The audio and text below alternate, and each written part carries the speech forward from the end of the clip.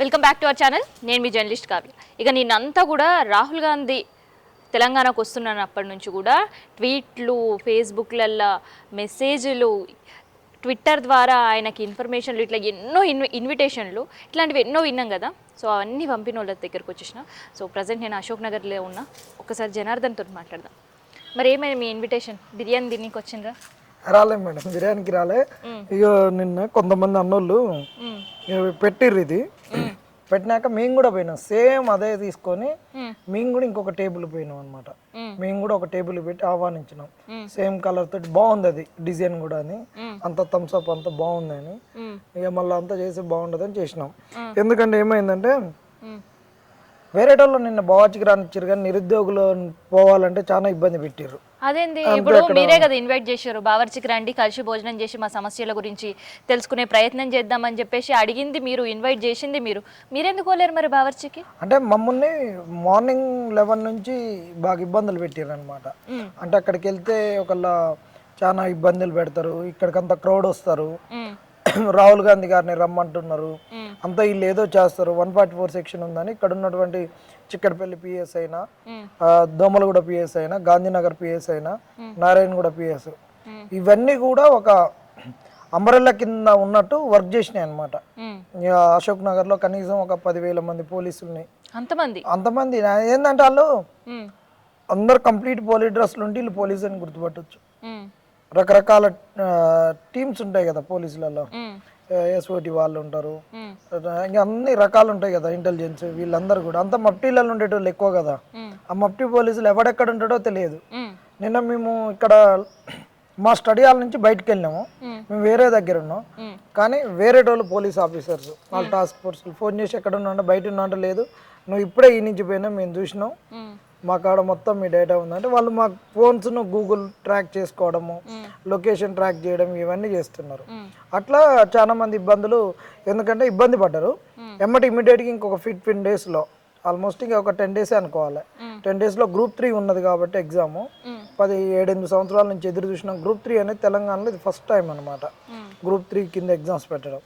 అందుకు ఇక Group 1 అంటే ఎట్లాగా లీక్ అయిన పేపర్లు, కొంగులలో చిట్టీలు పోయినాయి, తర్వాత కొంతమంది చాలా దిక్కులలో జరిగినాయి, కానీ తెలియకుండా చాలా దిక్కులలో జరిగినాయి.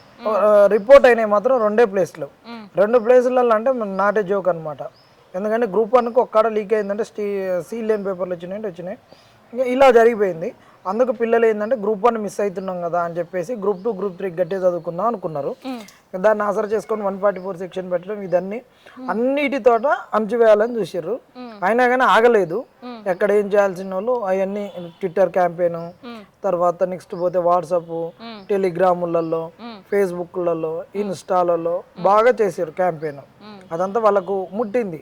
వాళ్ళకు చేరే రేవంత్ రెడ్డి గారికి ముందే మేము చెప్పినాం అనమాట. నిన్న కదా మీటింగు, మొన్న నైట్ 12 అంటే నిన్న ఎర్లీ అవర్స్ 12:30కి అట్లా మేము వీడియో పెట్టినాం.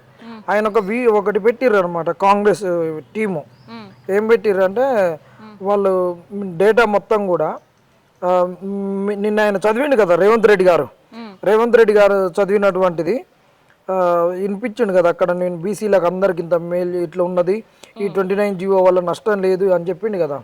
ఇది ఈ ఫ్లెక్సీకి సంబంధించి పెట్టినప్పుడు, ఈ పోస్టర్కి సంబంధించి పెట్టినప్పుడు మేము ఇమీడియట్గా చెప్పినాం అనమాట, రాహుల్ గాంధీ గారు మీతోటి చిలక పలుకులు పలికిస్తారు, పలికిచ్చి మిమ్మల్ని ఏం చేస్తారంటే మిమ్మల్ని దేశంలో మొత్తం కూడా మీకున్న క్రెడిబిలిటీని పోయేటట్టు చేస్తారు, దయచేసి ఈ చిలక పలుకులు పలకకరు అని చెప్తే రేవంత్ రెడ్డి గారు నిన్న అవే మాటలు మాట్లాడిండు అనమాట.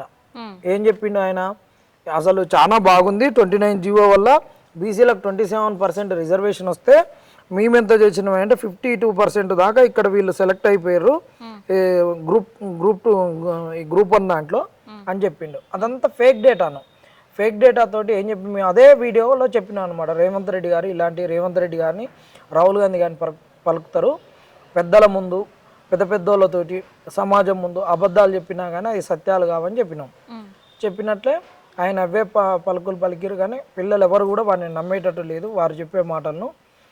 అది వాళ్ళు చేస్తున్నటువంటి వక్రబుద్ధులు ఏదైతుందో అందరూ కూడా తెలుసుకున్నారు. ఆ డేటాను మేము ఇప్పుడు సవాల్ ఏమి విసురుతున్నామంటే, అదే డేటాను నువ్వు రాహుల్ గాంధీ గారి ముంగట పెట్టుకున్నావు, చెప్పినావు కదా, నీకు దమ్ము ధైర్యం ఉంటే నువ్వు చెప్పిన డేటాలో సత్యాలుంటే నువ్వు బెషరత్కి ఈరోజు సాయంత్రం వచ్చి అశోక్ నగర్లో నిలబడి చెప్పేసి ఇది నేను చెప్పినటువంటి డేటా కరెక్టు అని నువ్వు అశోక్ నగర్ చౌరస్తా కాడుండి చెప్పు. అశోక్ నగర్ చౌరస్తాలో ఉండి చెప్తే అప్పుడు మేము నమ్ముతాం. ఆ డేటా ఏంటంటే ఈ తెలంగాణ సమాజంలో సబ్బండ వర్గాలకు కులాల మధ్యలో గొడవలు పెట్టి వీళ్ళు తన్నుకుంటుంటే మనం ప్రశాంతంగా రిజల్ట్ ఇచ్చి మళ్ళీ ఉద్యోగాలు వచ్చిన వాళ్ళకు గ్రూప్ 1లో ఉద్యోగాలు రాని వాళ్ళకి మధ్యలో పంచాయతీ పెడదాం అనేటటువంటి ఉద్దేశంతో తెచ్చినటువంటి డేటా అది. కాబట్టి రాహుల్ గాంధీ గారికి చెప్పినాం. మరి ఇక వీళ్ళు ముందు జాగ్రత్త పడ్డట్టుంది.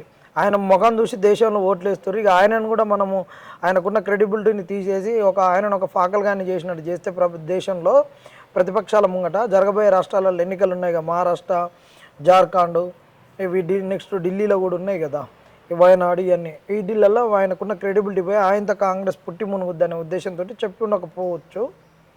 ఇంకా మేము ఏమంటున్నామంటే ఖచ్చితంగా రాహుల్ గాంధీ గారికి ఈ విషయం తెలిసి ఉంటుంది. ఎందుకంటే తెలిసి ఉన్నాకనే తిడతారనే రేవంత్ రెడ్డి కావాలని తెలంగాణ సమాజం ముందు పంచాయతీ పెట్టడానికి పెట్టిండు. మళ్ళొక్కసారి సవాల్ విసురుతున్నాం, ఆయన ఇక్కడికి రావాలి. ఇంకొక సవాల్ ఏంటంటే నువ్వు ఈ డేటాను కాదు ఇచ్చేది, అప్లై చేసినటువంటి ఇప్పుడు నువ్వు ఏదైతే అప్లై చేసిన వాళ్ళలో సెలెక్షన్ చేసినావో అభ్యర్థి పేరు, అభ్యర్థికి వచ్చిన మార్కులు, అభ్యర్థి యొక్క కులము, అభ్యర్థి అప్లై చేసిన జోను, ఆ అభ్యర్థిని నువ్వు సెలెక్ట్ చేసింది లోకల్ అన్నా నాన్ లోకల్ అన్నా, A zone, multi zone 1 multi zone 2 అనేది ఆ డేటాను నువ్వు 31,382 మందికి సంబంధించిన డేటా ఉంది కదా, ఆ డేటాను ఇప్పుడు నేను అడిగిన కాలమ్స్లలో 10 కాలమ్స్లలో వర్టికల్ కాలమ్స్లలో నువ్వు డేటాను పెట్టి అప్పుడు మేము నమ్ముతాం నిన్ను. ఆ డేటాని ఇవ్వకుండా ఉట్టిగా చెప్తే ఇలా నీకు మల్టీ జోన్ 1 మల్టీ జోన్ 2 లేదు కదా, దీన్ని ఎవరు నమ్ముతారు? రాహుల్ గాంధీ గారు ఎన్నికలు ఉన్నప్పుడు అశోక్ నగర్కి వచ్చిండు, సంవత్సరం తిరిగేసరికి మరి మేము ఇంత పిలిచినా ఇంత మొత్తుకున్నా ట్విట్టర్లో క్యాంపెయిన్ చేసినా నువ్వెందుకు రావట్లేదు అని అడుగుతున్నాం రాహుల్ గాంధీ గారిని. అంటే కాంగ్రెస్ వాళ్ళు ఓట్లు ఉన్నంత వరకు నిరుద్యోగులను ఉపయోగించుకొని ఓట్లు అయిపోగానే నిరుద్యోగ లోకాన్ని హుస్సేన్ సాగర్లో ముంచిర్రా అని అడుగుతున్నాం. ఆయన ప్రక్షాళన చేసే ముసిలో నిరుద్యోగ జీవితాలను నాశనం చేసినాక వీళ్ళ పీడ విరగడైంది. ఇందులో వీళ్ళ శవాలన్నీ కొట్టుకపోయినాయి, వీళ్ళ ప్రేతాత్మలు ఉన్నాయని చెప్పేసి ఈరోజు ముసిని ప్రక్షాళన చేస్తున్నాం అని అడుగుతున్నారు రేవంత్ రెడ్డి గారిని. అయితే గతంలో ఓయూకి వచ్చిన సందర్భం తెలిసిందే రాహుల్ గాంధీ, అండ్ దాంతోపాటు అశోక్ నగర్కి వచ్చిన సందర్భం తెలిసిందే.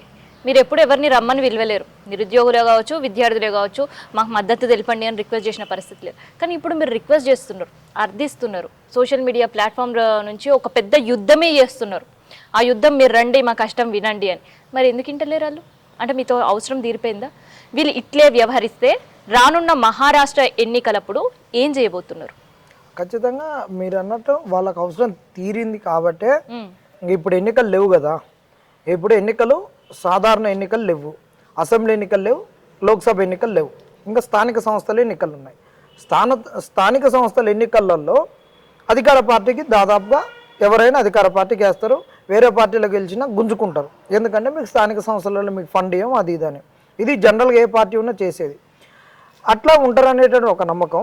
దాని తర్వాత వీళ్ళకు ఉన్నటువంటి ఇంకొక నమ్మకం ఏంటంటే ఇవాళ మేము కులగణన చేస్తున్నాము, బీసీలకు ఎక్కువ సీట్లు ఇచ్చుకుంటాము, బీసీలను గెలిపి బీసీలకు అనగానే మేము కులగణన చేసినాం అనగానే బీసీలు అందరూ వచ్చి మాకు ఓట్లు వేస్తారు, మా కాంగ్రెస్ని గెలిపిస్తారని ఈయన అనుకుంటున్నాడు. కానీ అవన్నీ వీళ్ళు అనుకున్నట్టు వీళ్ళు కలలు కన్నట్టు అవన్నీ నెరవేరే ముచ్చట్లు అనేవి కావు.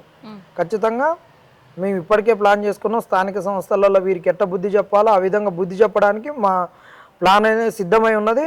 గ్రూప్ 2 ఎగ్జామ్ అయిపోయినాక మేము ఏం చేయాలో చేస్తాం. ఖచ్చితంగా ఆ రోజు మీరు అధికారంలోకి వస్తారని ఊహించి ఉండలేదు కాబట్టే అడ్డగోలు హామీలను 6 గ్యారంటీలను 420 హామీలను ఇచ్చినటువంటి వాళ్ళు మీరు. గ్యారంటీలు హామీలు అమలు కాక ఈరోజు ప్రజలందరూ గొగ్గోలు పెడుతున్నారు ఊళ్ళల్లో. మేము ప్రజలందరి గురించి పక్కన వదిలేసిన ఇవాళంటే ఒక నిరుద్యోగ లోకము యూనివర్సిటీలలో చదువుకున్నటువంటి వాళ్ళు ప్రతిపక్షం లేనప్పుడు ప్రతిపక్షంగా వ్యవహరించాల్సినటువంటి ఒక నైతిక బాధ్యత యూనివర్సిటీలు అందుకే ఉన్నాయి. వాళ్ళు నేర్పేటటువంటి విద్యాబుద్ధులు కూడా అవే. ఎందుకంటే గవర్నమెంట్ ఫండ్ అతి తక్కువకు నేర్పేది, చదువులు చెప్పేది. కాబట్టి ఈరోజు మా నిరుద్యోగ సమస్య ఏదైతే ఉందో దానితో పాటు మేము మోసపోయినాం కదా, మేము చెప్పబట్టికే మా అమ్మమ్మలు, మా తాతలు, మా అమ్మలు, మా రైతులు అందరూ ఓట్లేసారు కదా, వాళ్ళు కూడా ఇప్పుడు మీ చేతిలో మోసపోయారు. కాబట్టి మా సమస్యలను వాళ్ళ సమస్యలను తీరేంత వరకు ఎట్ట తీర్పించుకోవాలో, మీతో ఎట్ట పని చేయించుకోవాలో, మీకు ఎట్లా బుద్ధి చెప్పాలో స్థానిక సంస్థల ఎన్నికలలో మేము ఖచ్చితంగా బుద్ధి చెప్పడానికి మాకు ప్రణాళిక ఉంది, ప్లాన్ ఉంది. వాటిని ఏ విధంగా నెరవేర్చుకోవాలి, మీకు ఏ విధంగా ఆ ప్రణాళిక నెరవేర్చి మేము ఇంప్లిమెంట్ చేసి మీకు బుద్ధి చెప్పాలో మేము ఖచ్చితంగా చెప్తాం. సో ఈ పోరాటం కేవలం తెలంగాణలోనా, లేదంటే మీకు చేసిన మోసాలని పక్క రాష్ట్రంలో కూడా పోయి చెప్పే పరిస్థితి ఉంది? ఎందుకంటే రానున్న మహారాష్ట్ర ఎలక్షన్స్, కాంగ్రెస్ వ్యూహం అండ్ వాళ్ళ ఫోకస్ అంతా కూడా మహారాష్ట్ర పైన పెట్టిన పరిస్థితి ఇవ్వాలి. మహారాష్ట్ర పైన పెట్టారు. మహారాష్ట్రలో కూడా మేము ఎక్కడ పోయినా ఏంటంటే మేము గెలుపోవటంలో నిర్ణయించడానికో దేనికో కాదు. ఒక తప్పు జరిగినప్పుడు ఇక్కడ ఉన్నటువంటి సమాజము అక్కడుంది. అంటే సమాజం అంటే ఇక్కడ ఉన్నటువంటి కులాలు ఏ అయితే ఉన్నాయో 29 జీవోతో ఇవాళ ఇబ్బంది పడి వాళ్ళ అవకాశాలను పోగొట్టుకుంటున్నటువంటి కులాలు, అలాంటి కులాలు ఈ భారతదేశంలో ప్రతి రాష్ట్రంలో ప్రతి భూమి మీద ప్రతి ఇంచులో ఉన్నాయి. తెలంగాణ ఈ భారతదేశం మహారాష్ట్రకి వెళ్తారా? కాబట్టి అక్కడికి వెళ్ళి ఏం చెప్తామంటే మమ్మల్ని కాంగ్రెస్ ఈ విధంగా మోసం చేసింది, ఇలాంటి పాలసీలు తీసుకొచ్చి, కాబట్టి ఈ దగాకోర్ కాంగ్రెస్ చేతిలో మళ్ళొక్కసారి మీరు మోసపోకురని వాళ్ళకి చెప్పి అక్కడ మా మోసాలను అక్కడ సమాజంలో రిజిస్టర్ చేసి ప్రతిపక్షాలకు రిజిస్టర్ చేసి వాళ్ళ చేతిలో పెట్టేస్తాం. వాళ్ళు ఒక గుర్రాన్ని గుర్రం మీద కూర్చున్న వ్యక్తికి కళ్యాణం అందిస్తే అతడి గుర్రాన్ని ఏ విధంగా దౌడు తీస్తాడో ఆ విధంగా మేము అందించేటటువంటి సమాచారంతో అక్కడ ఉన్నటువంటి ప్రతిపక్ష పార్టీలు ఖచ్చితంగా కాంగ్రెస్ తెలంగాణలో మోసం చేసింది, ఇక్కడ మిమ్మల్ని కూడా మోసం చేస్తుంది, మన ప్రజలను కూడా మోసం చేయడానికి వచ్చింది, మీరు జాగ్రత్త పడమని అక్కడ ఉన్నటువంటి ప్రతిపక్షాలు అక్కడున్న సమాజాన్ని జాగృత పరుస్తారు. ఆ ప్లాన్ ఉంది. మేము ఎప్పుడు పోవాలన్నా అప్పుడు పోతాం. ఎన్నికలు మహారాష్ట్రలో 20కు ఉన్నాయి, వయనాడులో 13కు ఉన్నాయి. మేము చేసేటటువంటి పని ఒక్కరోజు కాదు, 2 రోజులు కాదు, 1 గంట చేసినా అది ఎంత ఎఫెక్టివ్ అవ్వాలనో మేము కింది స్థాయిలో ఉండి చేసుకుంటున్నాం. దానికి నివురు కప్పిన నిప్పు లెక్క కింద చేస్తున్నాం. కానీ మేము పోయి అది రిజిస్టర్ అయిపోయినాక, అంతటా రిజిస్టర్ అయిపోయినాక ఇది 1 నెల 2 నెలల్లో దేశవ్యాప్త ఉద్యమంగా మారబోతుంది 100%. సో ఒకవైపు దేశవ్యాప్త ఉద్యమానికే తెరదీసే పరిస్థితి అశోక్ నగర్ కేంద్రంగా జరగబోతుంది. మరి దానికి సంబంధించి ఢిల్లీ వరకు చేర్చే వరకు సమస్యని ఏం చేయబోతున్నారు? మాకున్న లీగల్ ఫైట్కి ఇట్లా ఉందా? మళ్ళీ లీగల్ ఫైట్ అనేటటువంటి ఖచ్చితం ఆ ఫైటును చేసుకుంటూనే ఇది చేసుకోవాలన్నమాట. 2 ప్యారలల్ అయినాయి కాబట్టి రెండింటిని తీసుకొని పోవాలి. ఇప్పుడు కావడి మోసినప్పుడు కావడి బద్దకు ముంగడుకుండా వెనకకుండా బ్యాలెన్స్ చేసుకున్నప్పుడే కావడిని నడిపేటటువంటి వాడు చక్కగా నడుస్తారు, లేదంటే నడువులు ఇరిగిపోతాయి. ఇప్పుడు మీ కావడి బద్దను మోసేటటువంటి వాళ్ళం ఇవాళ మా కాడ వనరులు తక్కువ, ఒకవైపు ఉద్యోగ పరీక్షలు ఉన్నాయి, వీటన్నిటిని ఉన్నాయి, ప్లస్ అటు లీగల్ ఫైట్ చేయాలి, ఇటు సమాజాన్ని జాగృతపరచాలి. ఇవాళ మేము 3 నెలలు మొత్తుకుంటే మీలాంటి వాళ్ళు మాకు సహకరిస్తే, సోషల్ మీడియా సహకరిస్తే ఇవాళ 29 జీవో యొక్క దుర్మార్గాలు సమాజంలోకి వెళ్ళిపోయి 30,000 మంది నిరుద్యోగులు బండి సంజయ్ గారు వచ్చినప్పుడు రోడ్డెక్కి సెక్రటరేట్ను గేట్లను బద్దలు కొట్టేటట్టు వచ్చింది. ఇది కూడా ఒక సత్యాలను మేము తీసుకుపోయేటప్పుడు అసత్య ప్రచారాలను, వాళ్ళ దగ్గర అధికారం ఉంది, డబ్బు ఉంది, వాళ్ళ దగ్గర మీడియా ఉంది, వాళ్ళు అనుకుంటే వాళ్ళకు ఒక 100 మంది సోషల్ మీడియా ఎంప్లాయీస్ ఉన్నారు కాబట్టి చేస్తారు. కానీ వాళ్ళని ఎదుర్కొని పోవాలంటే మేము ఇటు కావడి బద్దను మోసినట్టు అన్నిటిని బ్యాలెన్స్ చేసుకొని పోవాలి. ఇంకొకటి ఏం చెప్తున్నా అంటే తెలంగాణ సమాజానికి 14F ఏదైతే ఉందో ఆ రోజు 14Fను ఆ రోజు కాంగ్రెస్ పార్టీ తీసుకొచ్చింది.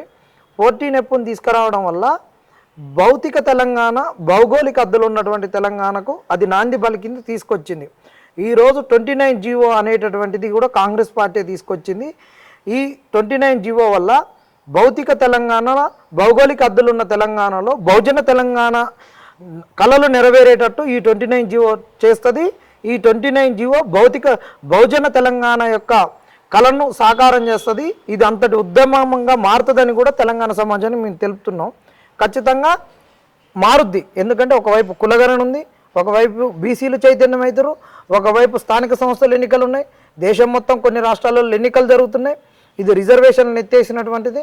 ఇది ఆషామాషి ఉద్యోగాలలో కాదు, కన్వర్ట్ ఐఏఎస్ ఐపీఎస్లు అయ్యేటటువంటి ఉద్యోగాలలో గ్రూప్ 1 సర్వీసులలో ఎత్తేసింది. కాబట్టి ఇది గనక, ఈ యొక్క జడ్జిమెంట్ గనక ఇక్కడ ఏదైనా మాకు అనుకూలంగా రాకుండా ప్రభుత్వానికి అనుగుణంగా వస్తే, ఇప్పటికే రాష్ట్రాలలో వీళ్ళు 15 రాష్ట్రాలలో 29 జీవో లాంటిది ఇంప్లిమెంట్ చేస్తున్నారు అంటున్నారు. కాబట్టి ఇది ఒక ల్యాండ్ మార్క్ జడ్జిమెంట్ కాబోతుంది. కాబట్టి ఇది కనుక ల్యాండ్ మార్క్ జడ్జిమెంట్ అయితే మాత్రం ఖచ్చితంగా భారతదేశంలో ఉన్నటువంటి అణగారిన వర్గాలను ఉన్నత స్థాయి పరీక్షలకు, ఉన్నత స్థాయి ఉద్యోగాలకు దూరం చేసేటటువంటిదే. కాబట్టి ఇది అంతటి ప్రభావం చూపుతుంది. కాబట్టి సమాజం కొద్దిగా లేట్ అయినా కానీ జాగృతమై మేము పిలుపునిచ్చేటటువంటి ఉద్యమానికి అన్నిటికి కూడా ఇది ఉధృత స్థాయికి తీసుకుపోవడానికి నాంది పలుకుద్ది. ఆ కళలు కూడా నెరవేరుతాయని చెప్తున్నాం. మరొక్కసారి తెలంగాణ సమాజమా 14 ఒక తెలంగాణ తెస్తే ఈ 29 జీవో ఉద్యమం అనేటటువంటిది ఈ తెలంగాణలో బహుజన తెలంగాణ మార్పుకు ఇది ఉద్యమానికి ఇది శ్రీకారం చుడుతుందని కూడా గుర్తుంచుకోండి. ఇందులో అందరు ప్రతి ఒక్కరు భాగస్వామ్యం కావాలని మీ మీడియా వేదికగా మేము తెలంగాణ సమాజాన్ని కోరుకుంటున్నాం.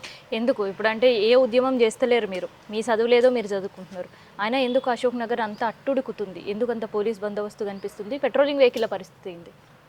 యూనివర్సిటీలు అనేటటువంటి నిర్వీర్యం అయిపోయాక ఇక్కడ అశోక్ నగర్ ఒక అశోక్ నగర్ యూనివర్సిటీ అయిపోయింది. ఇది ఉద్యమాల యూనివర్సిటీ అయిపోయింది. దానికి కొంత ఒక సైద్ధాంతిక నేపథ్యం కూడా ఉంది. ఏంటంటే ఇక్కడ ఎట్లుంది ప్రెసెంట్ పరిస్థితి ఎట్లా ఉంది అసలు?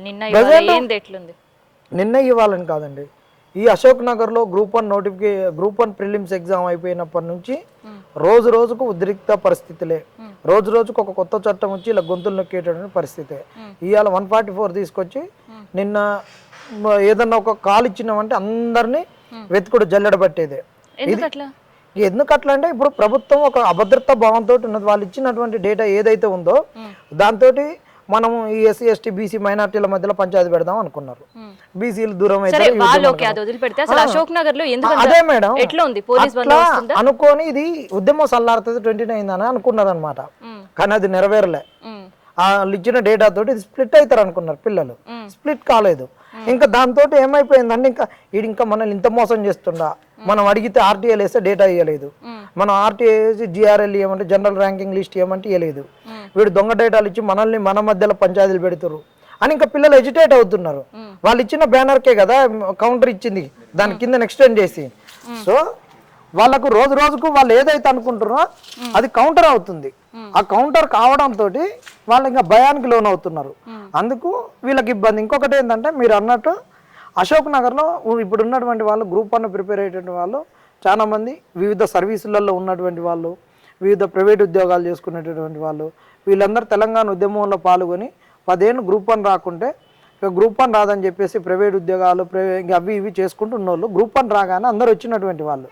వీళ్ళందరూ కూడా ఇందులో ఎక్కువ మంది వాళ్ళ వివిధ విద్యార్థి సంఘాలలో చేసినటువంటి ఎట్లా ఉంది, మఫ్టింగ్ ఉందా అసలు, ఎట్లా ఉంది మీ పైన ఫోకస్ ఉందా అసలు? అదే మేడం, ఇంతమంది గత ఉద్యమాలు చేసినటువంటి వాళ్ళు అందరు ఉన్నారు కాబట్టి ఇక్కడ ఉన్నటువంటి ఇప్పుడు వస్తున్నటువంటి 2-3 ఏళ్ల సంది ప్రిపరేషన్కి వచ్చేటటువంటి వాళ్ళకు కూడా వీళ్ళు ఒక వంతెన లెక్క వారధి లెక్క ఉద్యమాన్ని గత ఉద్యమాల అనుభవాలని పిల్లలకు చెప్తున్నారు. వీళ్ళు కూడా కాంపిటేటివ్ ఎగ్జామ్కి వచ్చినటువంటి వాళ్ళు కాబట్టి అన్నాళ్ళు చెప్పేది వాస్తవం, కళ్ళ ముంగడ జరుగుతున్నటువంటి మోసాలను తెలుసుకొని పిల్లలందరూ కూడా ఉద్యమం చేసుకోవాల్సిందే, మన ఉద్యోగాలు మనం సాధించుకోవాలనేటటువంటిది ఉన్నది. కాబట్టి పోలీసు వాళ్ళు అడుగు అడుగున కూడా ఇది ఎటువైపు పోతుందో, ఎట్ల దారి తీస్తుందో, మనం గమన ఊకుంటే మన ఉద్యోగాలు పోతాయేమో. డైరెక్ట్ అశోక్ నగర్ను సిపి గారు మానిటరింగ్ చేస్తారు మేడం. అవునా? సిపి గారు మానిటరింగ్ చేస్తారు. మీకు ఒక విషయం చెప్పాలి, మేము కేవీపీ రామచంద్రరావు గారిని వెళ్ళి కలిసి వచ్చినాం. ఎందుకంటే వాళ్ళు కాంగ్రెస్ కాబట్టి మేము సార్ మీరు కొద్దిగా మాకేమన్నా వీలైతే పెద్దలకు చేయండి అని ఆ విధంగా కాంగ్రెస్లో ఉన్న జాతీయ స్థాయి, మన రాష్ట్రంలో ఉన్న జాతీయ స్థాయిలో పలుకుబడి ఉన్న నాయకులందరినీ కలిసినాం. ఆ రోజు మేము ఏంటంటే కేవీపీ గారిని కలిసినాం కానీ ఒక స్టేటస్ పెట్టినాం. మరి మా స్టేటస్ని తీసుకొని ఒకవైపు కేవీపీ గారి ఫోటోని కట్ చేసి ఇద్దరు అభ్యర్థులు ఉండి మా ఇద్దరు ఫోటోలు ఇచ్చేసి వీళ్ళిద్దరు ఎక్కడున్నా పట్టుకొని రారు. నిన్న సాయంత్రం 7 గంటల 6:30 సమయంలో ఒక అన్నకు జ్వరం వస్తే తీసుకొని పోదామంటే నేను నిన్న మొత్తం వేరే దగ్గర తప్పించుకుంటూ ఉన్నాం. అశోక్ నగర్లోనే కానీ దూరంగా ఉన్నాం. అంటే దూరంగా ఉండి హిమాయత్ నగరు అటు కవాడి కూడా అట్లుంటూ ఉన్నాం. వాళ్ళు ఏం చేసారు అంటే నేను ఎప్పుడైతే అన్నకాడికి వచ్చినో ఎమ్మటే వచ్చిర్రు, టాస్క్ ఫోర్స్ వాళ్ళు తీసుకొని పోయి సైబాబాద్ పిఎస్లో పెట్టి 9ంటికి వదిలిపెట్టారు. ఇది పరిస్థితి, అశోక్ నగర్ పరిస్థితి.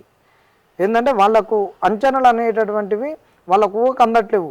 ఎందుకంటే యూనివర్సిటీ అంటే ఏముంటుందంటే ఎన్సీసీ గేట్ కాడ నుంచి మన తార్నాక గేట్ వరకు అటు ఇటు హాస్టల్స్ ఉంటాయి, ఒక రౌండ్ అయితే అయిపోతుంది. కానీ అశోక్ నగర్ అనేది అట్లా కాదు కదా. ఒక ఇక్కడ హాస్టల్స్, ఆ గల్లీకి ఒక హాస్టల్, అక్కడ రూమ్లో ఉంటాడు, గాడ కొట్టిండంటే ఇప్పుడు దొమ్మలగుళ్ళ కొట్టిర్రు అన్నారు అనుకో, ఏమంటే విక్టోరియా కేఫ్ కాడ కొట్టిండంటే ఆంధ్ర కేఫ్ కాడ కొట్టిండనగానే గాంధీనగర్ బస్ స్టాండ్కి వెళ్ళి అట్లా స్టడీ హాల్స్ అంతటి ఉన్నారు.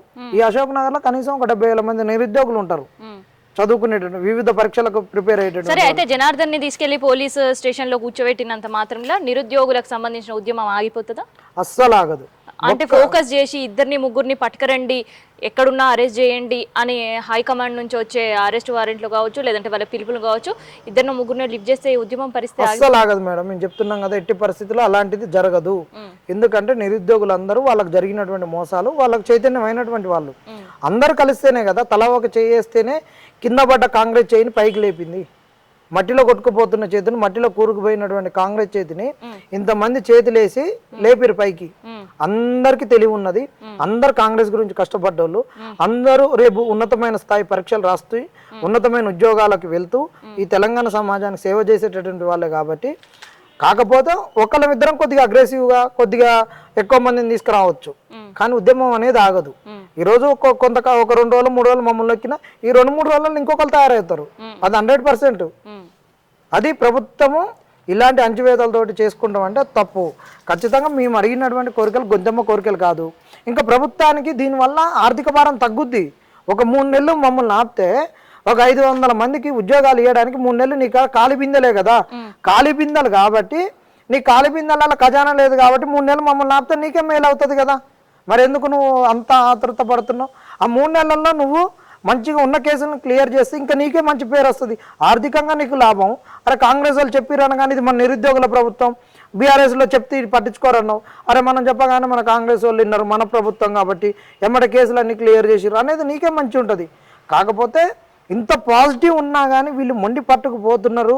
ఇక్కడ ఒకవైపు సీల్ లైన్ పేపర్లు, ఒకవైపు చిట్టీలు రావడము, ఒకవైపు తప్పుడు డేటాను, ఒకవైపు 60 మంది కొత్త వాళ్ళకి అవకాశం ఇవ్వడము, ఒకవైపు కోర్టులలో వీళ్ళు డిలేగా చేయడము, తెలుగు అకాడమీని ప్రామాణికం కాదని చెప్పడము, వీటన్నిటి సారాంశంగా నిరుద్యోగులకు అర్థమయ్యేది ఏంటంటే వీళ్ళు గ్రూప్ 1 పోస్టులు అమ్ముకున్నారు అనేటటువంటిది వీళ్ళని వెంటాడుతున్నటువంటి ఒక భయం. రేపు గ్రూప్ 2 గ్రూప్ 3లో కూడా మాకు ప్రామాణిక పుస్తకాలు తెలుగు అకాడమీ కాదన్నారు, మా బతుకులు ఏందని వీళ్ళను పడుకున్నా కానీ అసలు ఒక పిచాచాలు వచ్చి లేపినట్టు తెలుగు అకాడమీ అనగానే ఇన్ని రోజులు తెలుగు అకాడమీ చదివి రేపు ఏమవుతుంది మన భవిష్యత్తు అనేటటువంటి భయంతో అశోక్ నగర్ పిల్లలు ఒక నైరాశ్యానికి లోనవుతూ ఒక నిరుత్సాహంలో ఉంటూ అప్పటికప్పటికి మనం ఏం చేద్దాం ఈ ప్రభుత్వాన్ని, మన గోడు ఇంటదా అనేటటువంటి దాంతో ఒక ఉద్రిక్తంగా మారుతున్నారు అనమాట. డన్. సో ఇది ఇప్పటి వరకు నిరుద్యోగులు నేను ఇన్వైట్ చేయడం జరిగింది. గతంలో అంటే ఎన్నికల ముందు హామీల కోసము లేదంటే వీళ్ళని మభ్యపెట్టడానికో ఎందుకు వచ్చిరో తెలియదు. కేంద్రం నుంచి చాలామంది వచ్చి వీళ్ళని పరామర్శించి వీళ్ళకి హామీలు ఇచ్చి వెళ్ళిండ్రు, కానీ హామీలు ఇచ్చిన వాళ్ళు ఇన్విటేషన్ ఇచ్చినా కూడా రాని పరిస్థితి. సో దీంతో నిరుద్యోగుల ఉద్యమం ఆగుతుంది అనుకునే వాళ్ళందరికీ కూడా అది కేవలం అపోహ మాత్రమే. తమ హక్కులను సాధించుకునే వరకు ఉద్యమం ఆపమంటున్నారు నిరుద్యోగులు.